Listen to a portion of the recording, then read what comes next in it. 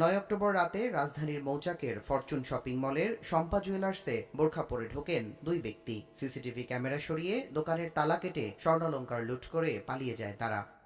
এ ঘটনায় রমনা থানায় মামলা হলে ছায়া তদন্ত শুরু করে ডিবি পুলিশ। গোপন তথ্যের ভিত্তিতে ফরিদপুর, বরিশাল ও ঢাকায় অভিযান চালিয়ে 4 জনকে গ্রেফতার করে তারা। উদ্ধার হয় 190 ভরি স্বর্ণ, রূপা ও নগদ প্রায় 2 লাখ টাকা।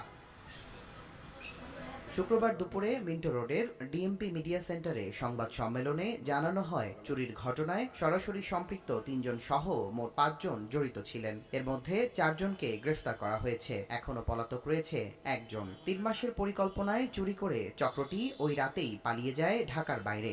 তারা প্রায় 3 মাস ব্যাপী এটা রেকি করছে।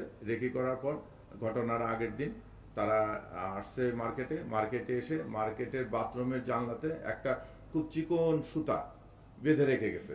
বেঁধে রেখে এই সুতাটা ইউলুপ করে নিয়ে যে আমাদের ওই পিডব্লিউডি যে কোয়ার্টার আছে কোয়ার্টারের ওখানে রেখে গেছে ওরা। এবং বাথরুমের ভিতর দুটো যে বোরকা আপনারা দেখলেন, এই বোরকা দুটো রেখে গেছে। রাত্রে এসে ওই সুতের মাথায় রশি বাঁধছে, বেজে টেনে টেনে রশিটা উপরে তুলে রশিটা গিট্টু দিয়ে এই রশি দিয়ে তারা এই উঠে গ্রিল কেটে তারপরে মার্কেটের ভিতরে ঢুকছে। যাত্রাবাড়ী সহ সম্প্রতি রাজধানীতে সংগঠিত চুরির সঙ্গে এই চক্র জড়িত নয় বলে জানিয়েছে ডিবি পুলিশ। ওদেরকে নিয়ে জিজ্ঞাসাবাদ করি, কোনো ঘটনায় যদি সংশ্লিষ্টতা থাকে তাহলে তো অবশ্যই নিয়ে হবে। এখন পর্যন্ত আমরা পাইনি। গ্রেফতারকৃতরা পেশাদার চোর চক্র। আগেও বিভিন্ন থানায় তাদের বিরুদ্ধে একাধিক মামলা রয়েছে।